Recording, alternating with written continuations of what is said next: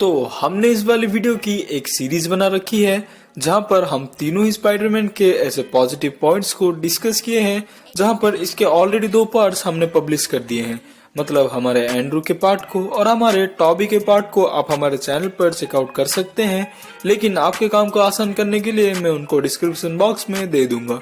तो इस वाले वीडियो को हम एज ए थर्ड पार्टी बना रहे हैं जहां पर हम आपसे डिस्कस करेंगे इस वाले स्पाइडरमैन की पॉजिटिव पॉइंट्स को। लेकिन थोड़ा सा वीडियो को स्पेशल रखने के लिए, जैसे कि स्पाइडरमैन में काफी ज्यादा कमी थी, तो हम टॉम हॉलैंड के पॉजिटिव पॉइंट्स और नेगेटिव पॉइंट्स दोनों को ही कंपेयर करेंगे। लेकिन वीडियो का मेन पॉइंट उसके पॉजिटिव पॉइंट्स के बारे में होने वाली है, जैसे कि इस सीरीज में हम प्रेजेंट करने वाले हैं। क्योंकि हमने ऐसा डिसाइड किया था कि इंडिविजुअल स्पाइडरमैन के, यानी कि अगर हम एंड्रू के बारे में बात कर रहे हैं तो उनको कंपेयर करेंगे बाकी 2 स्पाइडरमैन से कि आखिरकार वो किन किन पॉइंट्स में बेटर हैं। कुछ ऐसे ही हमने टॉबी के साथ भी किया था और इस थर्ड पार्ट में हम हमारे टॉम हॉलैंड के पार्ट के बारे में भी बात करेंगे। तो इसीलिए इस वीडियो को जल्दी से जल्दी लाइक कर दो, क्योंकि वीडियो काफी ज्यादा इंटरेस्टिंग होगी और साथ ही साथ वीडियो लंबी होने के कारण आपका टाइम और ज्यादा ना बर्बाद करते हुए चलिए चलते हैं वीडियो की तरफ। तो पॉजिटिव पॉइंट्स को जानने से पहले हम थोड़े से इसके नेगेटिव पॉइंट्स के बारे में बात कर लेते हैं, क्योंकि पॉजिटिव पॉइंट्स के कंपैरिजन में नेगेटिव पॉइंट्स थोड़े से ज्यादा हैं। लेकिन ज्यादा होने के कारण भी ये इतने ज्यादा डिफाइनेबल नहीं लगते, क्योंकि पॉजिटिव पॉइंट्स इसके काफी ज्यादा स्ट्रॉन्ग पॉइंट्स है जो कि इसको काफी ज्यादा बेहतरीन स्पाइडरमैन बनाता है। तो इसीलिए नेगेटिव पॉइंट्स के बारे में बात करें तो सबसे पहले ही आता है इसका ओरिजिन, जहां पर हम सभी लोगों को ये तो मालूम है कि ये वाला स्पाइडरमैन एमसीयू को बिलोंग करता है, जो कि हमारे सोनी से एक डील के कारण एमसीयू में इंट्रोड्यूस किया गया था। तो इसी के कारण ऐसा डील हुआ था कि स्पाइडरमैन की ओरिजिन स्टोरी को अब अपनी मूवीज में नहीं दिखा सकते। तो मार्वल ने ये वाला क्लेवर तरीका अपनाया, जहां पर इसके ओरिजिन स्टोरी को ऐसे राज ही रखा और जिसको थोड़ा बहुत हमारे नो वे होम में थोड़ा सा इंट्रोड्यूस किया गया। लेकिन सिर्फ इस वाली ओरिजिन स्टोरी को मुंह ही मुंह में बोलकर खत्म कर दी गई थी, जहां पर नो वे होम में हमने ये देखा था हमारे पीटर पार्कर को अपनी एमजे से इस बात को दोहराते हुए, यानी कि इस बात का जिक्र करते हुए, जहां पर इसकी ओरिजिन भी एक रेडियो एक्टिव स्पाइडर के कारण ही शुरू हुई थी, जिसके बदौलत ही ये स्पाइडरमैन बना जैसे कि बाकी 2 स्पाइडरमैन भी बने थे। तो इस वाली चीज को हम इतना ज्यादा सवाल भी नहीं कर सकते, क्योंकि इस वाली चीज को हमारे एमसीयू में दोबारा से दिखाना कहीं ना कहीं से पॉइंटलेस लगती, क्योंकि ऑलरेडी हमने इसी वाली ओरिजिन को दोनों स्पाइडरमैन के यूनिवर्स में देख रखा है। और वैसे भी डील के कारण इस वाली चीज को एमसीयू ने फॉलो नहीं किया, जो कि एक क्लेवर मूवी था। तो बात करें अगले इसके नेगेटिव पॉइंट्स के बारे में, जो कि है इसके विलेंस के बारे में। तो नो डाउट हमारे नो वे होम में ग्रीन गॉब्लिन का पोर्ट्रेल काफी ज्यादा बेटर था, लेकिन आप ही सोचिए कि ये वाला विलन हमारे स्पाइडरमैन को बिलोंग नहीं करता है, क्योंकि ये सभी विलन्स, यानी कि जितने भी विलन्स हमारे नो वे होम में आए थे वो सभी दूसरे यूनिवर्स के स्पाइडरमैन के विलन्स थे, ना कि हमारे एमसीयू के स्पाइडरमैन के। और वैसे भी इस वाले स्पाइडरमैन को, यानी कि हमारे टॉम हॉलैंड वाले स्पाइडरमैन के पास विलन्स की कमी पड़ती रहती है, क्योंकि जितने भी विलन्स हमें इसके यूनिवर्स में दिखाए गए हैं वो सभी विलन्स इसको बिलोंग नहीं करते। क्योंकि आप अगर थोड़ा सा ये सोच रहे होगे कि वो सभी विलन्स, यानी कि हमारे मिस्ट्री और वल्चर तो स्पाइडरमैन के विलन्स थे, तो आखिरकार क्या ही दिक्कत है। लेकिन आप इसके ओरिजिन स्टोरी को अगर गौर करें तो वो सभी हमारे टोनी स्टार्क के विलन्स थे, ना कि हमारे स्पाइडरमैन के, क्योंकि वो सभी विलन्स हमारे टोनी स्टार्क के टेक्नोलॉजी के कारण ही बने थे और मिस्टीरियो का उसकी ओरिजिन स्टोरी थोड़ी सी थोड़ी हमारे टोनी स्टार्क को ही बिलोंग करती है। तो ऐसे में वो सभी हमारे टोनी स्टार्क के विलन्स थे, ना कि हमारे स्पाइडरमैन के। और अपने ग्रजेस अपने टोनी स्टार्क के निकालने के लिए हमारे वाले स्पाइडरमैन को भुगतना पड़ा, जो कि हमने मिस्टीरियो के केस में बहुत ही बेहतरीन से देखा था। अगले वीक पॉइंट के बारे में बात करें तो हमारे वाले स्पाइडरमैन में उसके सूट के कारण ही हर कोई सिचुएशन के लिए कोई ना कोई गैजेट प्रेजेंट होता है, क्योंकि वो सभी हमारे टोनी स्टार्क की देन थे। तो इसके लिए ही टोनी ने जो जो भी चीज अपने लाइफ में फेस की थी, जितनी भी चीजें टोनी स्टार्क थ्रू आउट उसकी लाइफ ऐसे फेस करता रहता है, उन्हीं सभी प्रॉब्लम्स का सोल्यूशन ही हमारे वाले स्पाइडरमैन के सूट में भी डलवा देता है। जैसे कि एक छोटा सा एग्जांपल मैं अगर आपको दूं तो हमारे ऐसे सिविल वॉर में आपने देखा ही होगा कि वॉर मशीन का जब उसका आर्मर काम करना बंद कर देता है तो उसके सूट में पैराशूट की कमी के कारण वो बड़े इम्पैक्ट से नीचे गिरता है और इसी के कारण ही उसकी बॉडी हैवीली डैमेज हो जाती है। तो इसी चीज को ही दोबारा से ना दोहराने के लिए हमारे पीटर पार्कर के सूट में भी इस चीज को डलवा दिया था,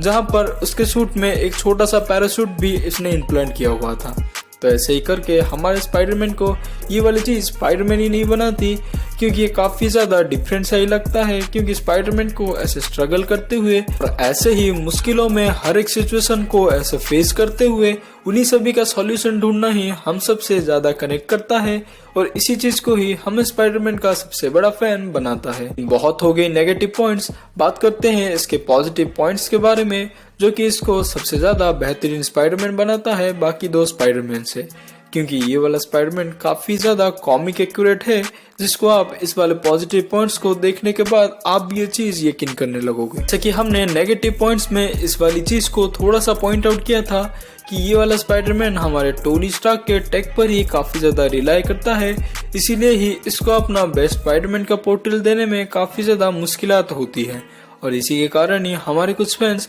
इस वाले स्पाइडरमैन को बिल्कुल भी पसंद नहीं करते थे टिल हमारे नो वे होम की मूवी आने तक। क्योंकि इसके बाद ये वाला स्पाइडरमैन काफी ज्यादा कॉमिक एक्यूरेट बन गया है, जिसके बारे में हम आगे डिस्कस करने वाले हैं। लेकिन इसके पॉजिटिव पहले वाले पॉइंट के बारे में बात करें तो ये वाला स्पाइडरमैन आखिरकार कितने भी हमारे टोनी स्टार्क के टेक्नोलॉजी से घिरा हुआ क्यों ना हो, लेकिन मूवी के एंड में हम ये देखते हैं कि सभी टेक्नोलॉजी के बाद भी ये वाला स्पाइडरमैन खुद को ऐसे ग्राउंडेड वाला ही सुपर हीरो बनाता है, और बिना किसी टोनी स्टार्क के टेक्नोलॉजी से ही इसके विलेन को खत्म करता हुआ नजर आता है। हम इसमें हमारे एंड गेम की मूवी और इन्फिनिटी वॉर की मूवी को इंक्लूड नहीं कर रहे हैं, बल्कि इसके सोलो वाली स्पाइडरमैन मूवीज पर ही झलक डाल रहे हैं। इस चीज का बेटर एग्जांपल आपने होम कमिंग की मूवी में ही देखा होगा, जहां पर टोनी स्टार्क का टेक वाला सूट तो होता ही है, लेकिन एंड में हमारे वल्चर को हराने के लिए, यानी कि इस फाइट में सर्वाइव करने के लिए वो अपने खुद के दम पर ही ऐसे आगे आता है और अपने खुद के बनाए हुए सूट से ही उसका मुकाबला करता है।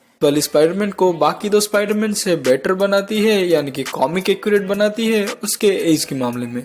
जहां पर अगले दो स्पाइडरमैन के, यानी कि टॉबी और एंड्रू के स्पाइडरमैन को देखकर आप ये बिल्कुल भी नहीं कहोगे कि वो दो 17 साल के थे। जहां पर मूवी में तो हमें ऐसा ही बताया गया है कि ये टीनेजर्स ही थे, लेकिन उनको देखकर, यानी कि उन एक्टर्स को देखकर ऐसा तो बिल्कुल भी नहीं लगता। क्योंकि कॉमिक्स में हमारे स्पाइडरमैन को as a teenager super hero ही इंट्रोड्यूस किया गया था, उसको हमने बेटर से देखा हमारे टॉम हॉलैंड वाले स्पाइडरमैन के ट्रिलॉजी में। और अगले पॉइंट्स के बारे में बात करें तो वो हमारी कॉमिक्स से ही रिलेटेड होती है, जो कि हमने दूसरे दो स्पाइडरमैन में नहीं देखा था।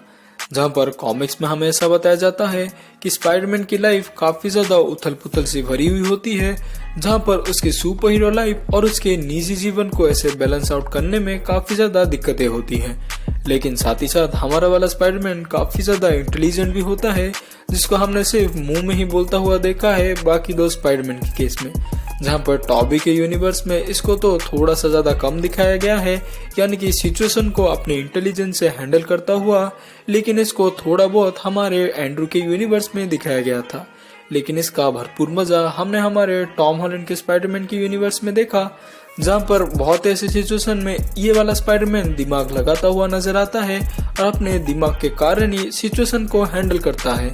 जिसको हमने बेटर देखा हमारे नो वे होम के मूवी में ही, जहां पर हमारे सॉर्सरर सुप्रीम तक को अपने दिमाग से, यानी कि मैथमेटिक्स से ही यूज करके उनको ऐसे लटका देता है। ये वाली चीज इसलिए इतनी ज्यादा मैटर करती है क्योंकि हमने ये देखा है कि मिरर डायमेंशन में ही हमारा डॉक्टर स्ट्रेंज काफी बड़ा खिलाड़ी है, लेकिन उनकी जगह पर जाके ही हमारे पीटर पार्कर ने उनको ही लटका दिया। तो इस चीज को ये बात बहुत ही बेहतरीन ढंग से समझाता है कि हमारा पीटर पार्कर कितना ज्यादा इंटेलिजेंट है, और इंटेलिजेंस के कारण ही कितने भी बड़े पावरफुल बींग्स को भी वो अपने आप से ही रोक सकता है। ये वाला स्पाइडरमैन इसकी नेगेटिव पॉइंट्स को ही पॉजिटिव पॉइंट में तब्दील कर देता है, क्योंकि हम सभी लोग जहां पर ऐसे चीज को लेकर बीचिंग करते थे कि ये वाले स्पाइडरमैन के पास हर कोई सपोर्ट होता है, तो इसलिए हमने सुपर हीरो को ऐसे उभरते हुए नहीं देखा था।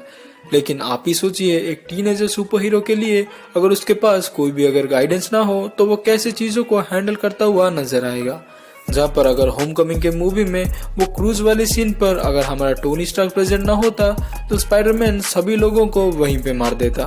तो इसीलिए हमें इस ट्रिलॉजी में थोड़ा थोड़ा करके ऐसे ही दिखाया गया था कि हर कोई सिचुएशन में इसके पास कोई ना कोई गाइडेंस होता था कि इसे छोटे से एज में काफी ज्यादा एक्सपीरियंस भी बनाता है, जो कि हमने बाकी दो स्पाइडरमैन के केस में नहीं देखा था, क्योंकि वो सभी स्पाइडरमैन को कोई भी ऐसे गाइड करने के लिए नहीं था और वो सिचुएशन को पहले सफर करते थे और इसके बाद ही उस चीज के कंक्लूजन पर पहुंचते थे और इसी से ही वो एक्सपीरियंस लेते थे। और उन्हीं दो स्पाइडरमैन ने भी हमारे टॉर्च को पास किया था टॉम हॉलैंड के स्पाइडरमैन को जब उन्होंने हमारी एंट्री की थी नो वे होम की मूवीज में। इन्हीं सभी एक्सपीरियंसेस को लेकर वो मूवी के एंड में काफी ज्यादा मैच्योर हो जाता है, क्योंकि मूवी के फर्स्ट हाफ में हमने देखा था कि ये वाला स्पाइडरमैन काफी ज्यादा बचकानी हरकत करता हुआ नजर आता है। तो यही वाली चीज ही हमारे स्पाइडरमैन को बाकी दो स्पाइडरमैन से काफी ज्यादा बेहतर बनाता है, जिसकी एक्सप्लेनेशन ऑलरेडी मैंने कर दी है। तो आपको ये वीडियो कैसी लगी आप हमें कमेंट सेक्शन में लिख कर बता सकते हैं, और वीडियो अगर अच्छी लगे तो वीडियो को लाइक भी कर दीजिएगा और हमारे चैनल को जरूर से सब्सक्राइब कर लीजिएगा,